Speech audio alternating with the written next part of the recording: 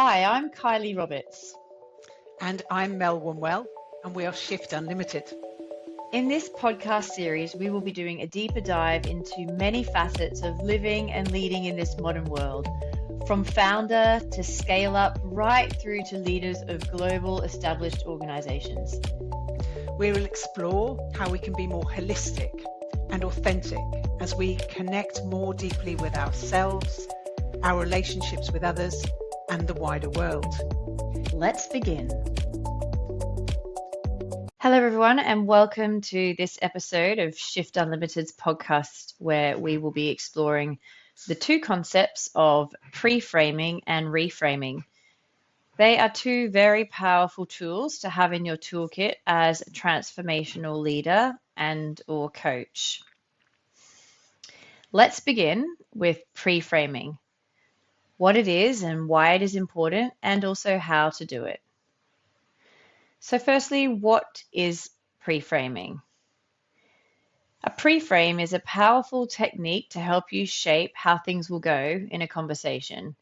In other words, you can use pre-frames to manage expectations, to gain permission up front, to do things like asking questions, and also to stop a conversation if it goes off course, to give feedback, or in a presentation perhaps, to save questions to at the end of your presentation so it can flow interrupted. So managing expectations is what pre-framing does.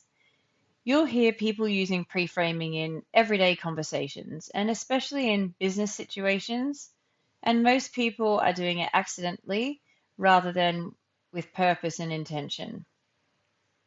Pre-frames are basically a way to set the rules and the guidelines.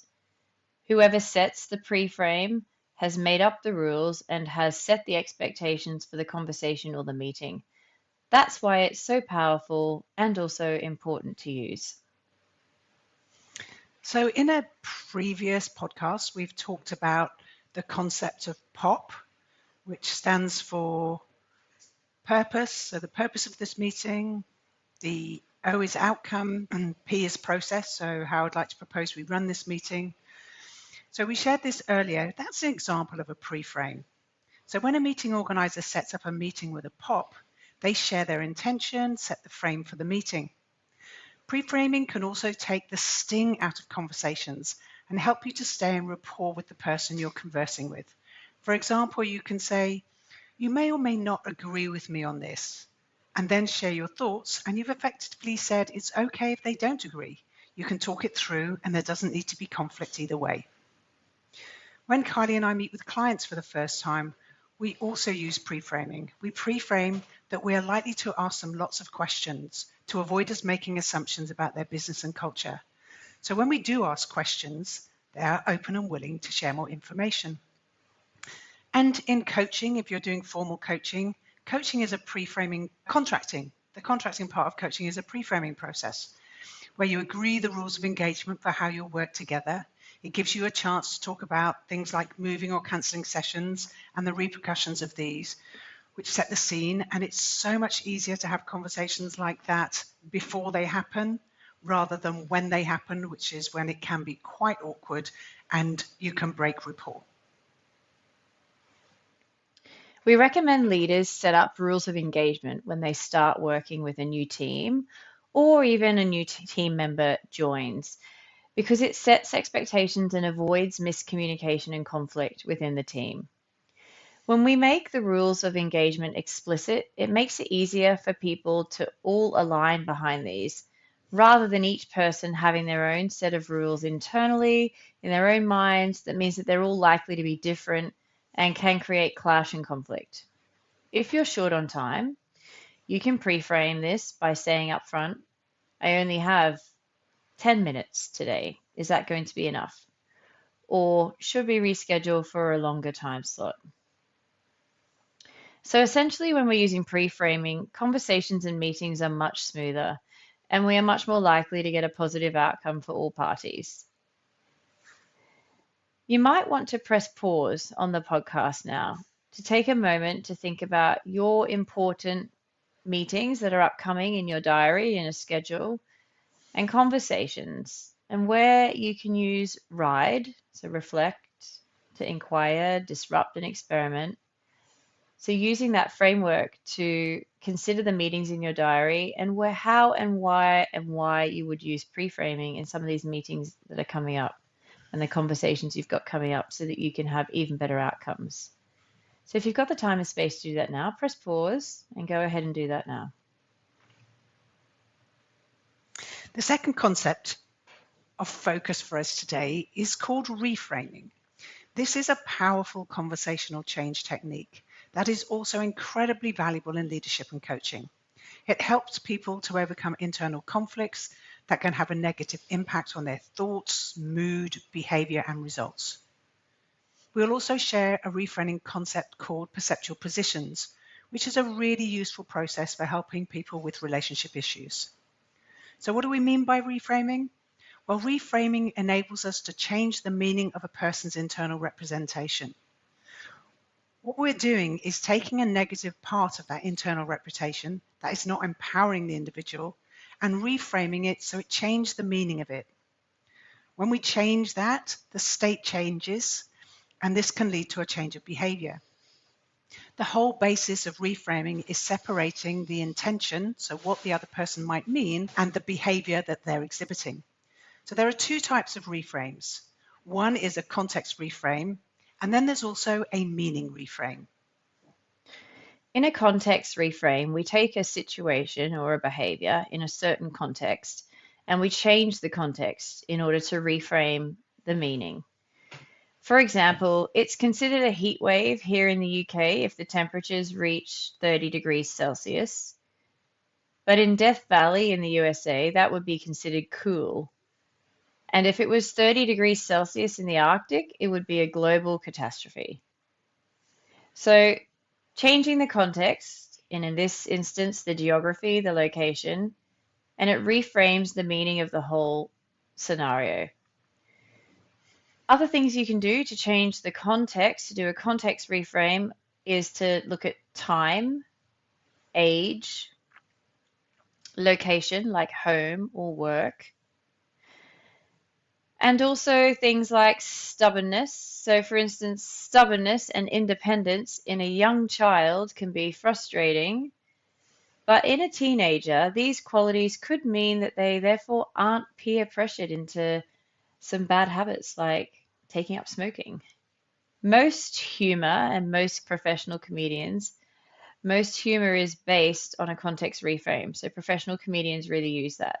Comedians tell a story and you think you know the punchline, and then at the last minute, they change the context in a really funny way.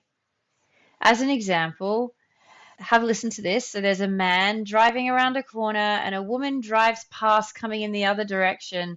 And with her window down, she shouts out, "Pig!" And the man shouts an obscenity back to the woman and drives around the corner straight into a pig. Milton Erickson was a master at reframing for his clients. There was one client who had a child who was independent, and once she made up her mind, you couldn't get her swayed, and she wanted advice from Milton on how to deal with her child to stop these traits. And like the example above, Milton asked how this behavior would be an asset to her when she was in her late teens and early 20s. The woman thought about it for a while, and then she decided she really didn't want her daughter to change these traits, as they would really help her later in life, and they'd be a real asset. So how will you know when to use a context reframe? It's often in situations where people use a comparative deletion. So they say things like, "I'm too introverted," "I'm too old," or "I'm too young," "he's too," "she's too." I remember someone saying to a friend of mine that he was too old to learn new things. This he was 50, by the way. My friend said, "I wonder what my dad would say to that. He's 70 and he's just learning to speak Spanish." The meta model questions are really good for helping reframe context reframes, as well as metaphors like the one we've just shared above.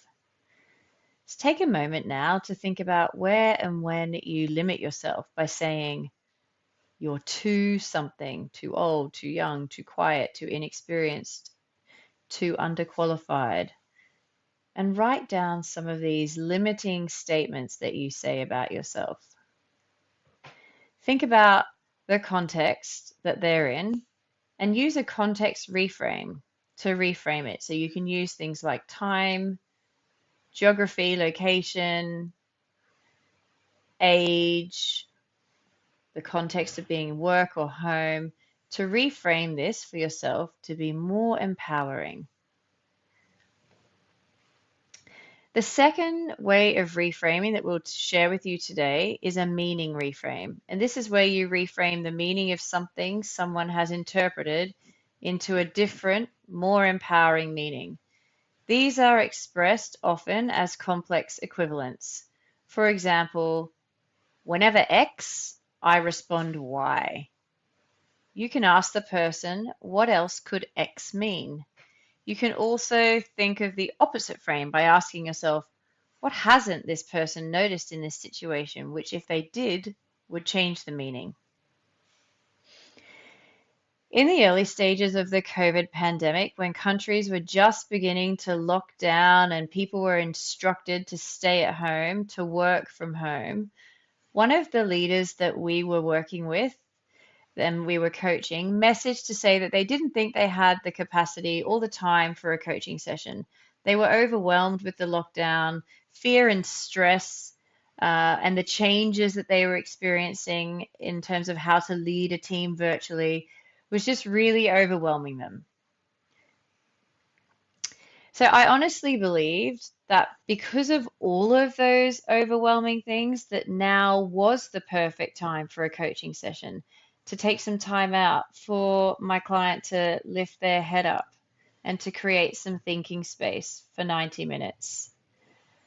And so instead of accepting the cancellation message from my client, I just wrote back to them and shared with them that now is a great time. With all of these things overwhelming you, now is a great time to be able to create some thinking space.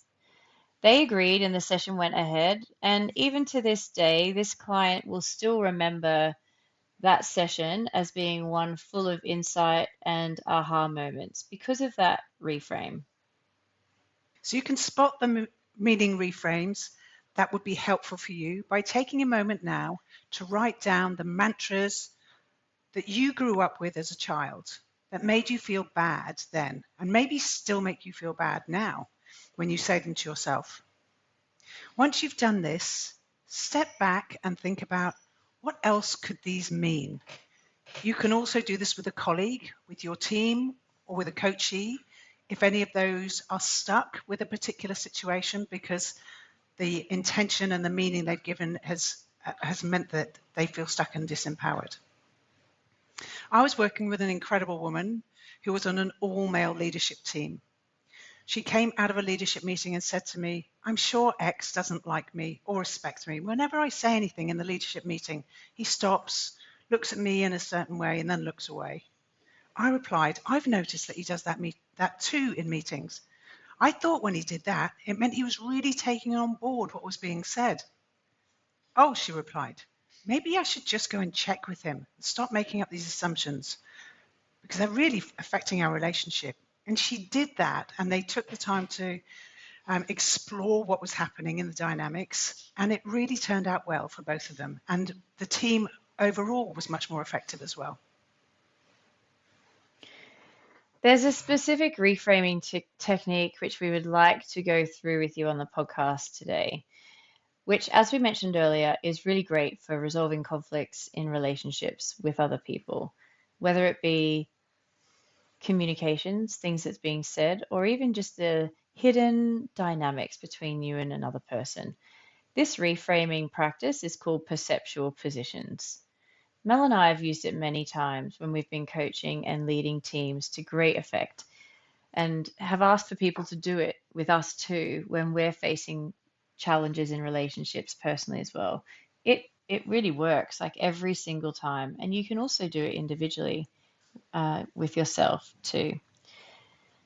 So you can use this technique with the person you're working with, talking you through the challenge and their thinking as it's changing, or you can use it as a meta coaching method, by which we mean you ask the questions and the person you're working with just writes it down silently. They don't share any of the content with you.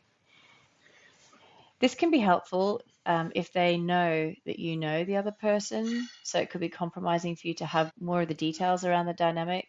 So sometimes doing the silent work is actually really beneficial for both you and the person that you're working with, and particularly if it's sensitive and or confidential as well.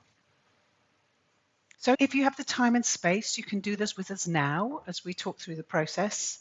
We'll talk it through step by step, and you can simply pause the podcast after each question and do your reflection before moving on to the next question. Before you start, and if you have the space, get 3 chairs and position them as follows.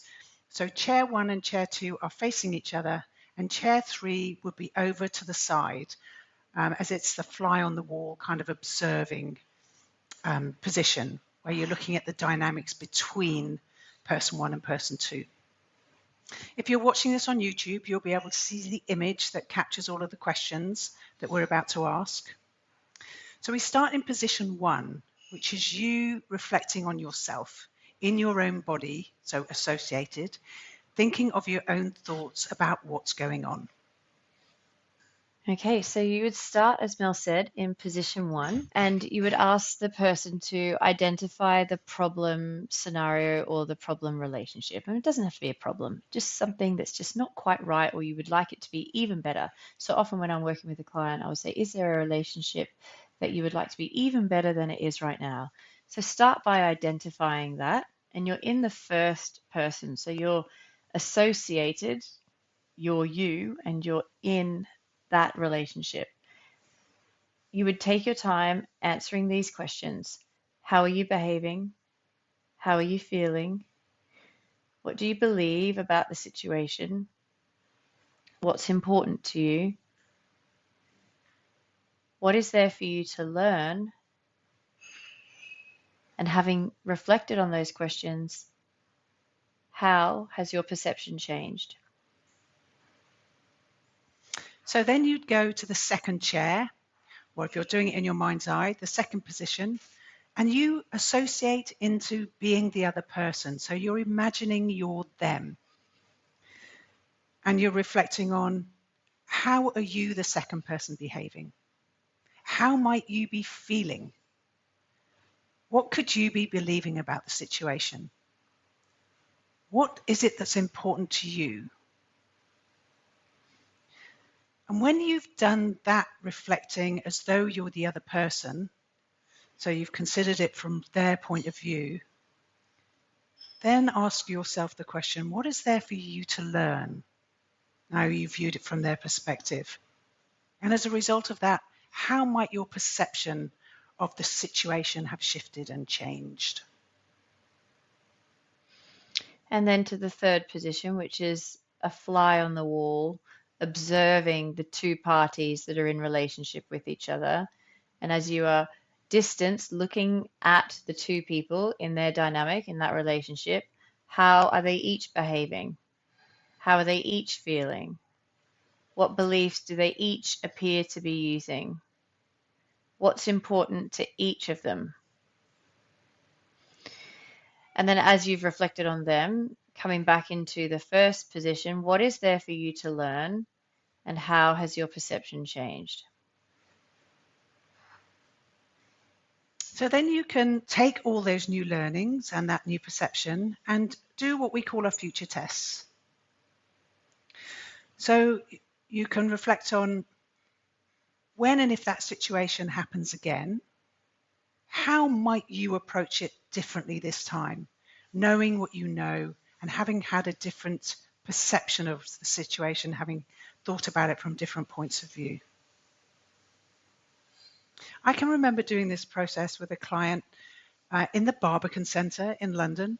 It was a very memorable process for both of us, I think, as we moved about the centre in the different perspectives, because when they shared their challenge or the area they were stuck, there were actually 7 people involved in the situation and scenario.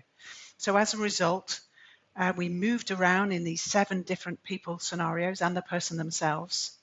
And once they had done that, they had completely reshaped and reframed how they were seeing the relationship, with a lot more empathy for the other people who were involved in this complicated situation.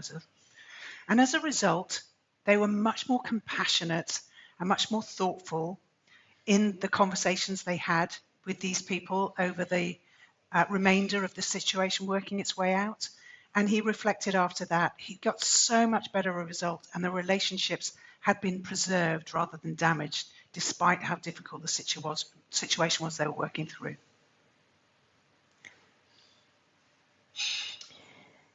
So this has been a pretty quick canter through the fascinating area of how we frame situations through pre-framing and reframing.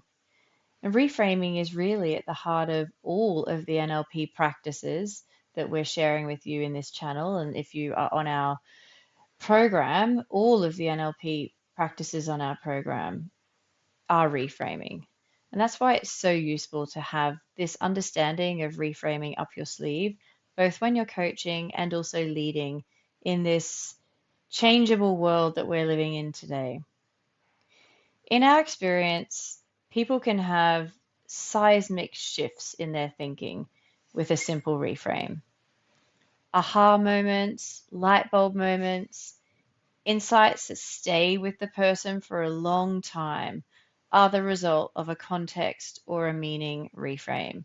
It's really very powerful to use in day-to-day conversation at home and at work. So we really invite you to experiment and practice reframing.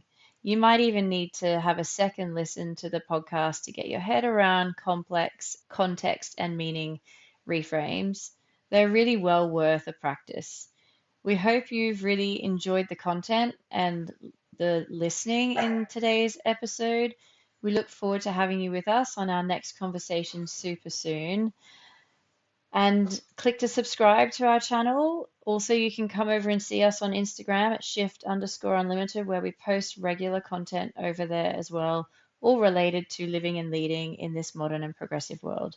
That's all for today. We'll see you soon.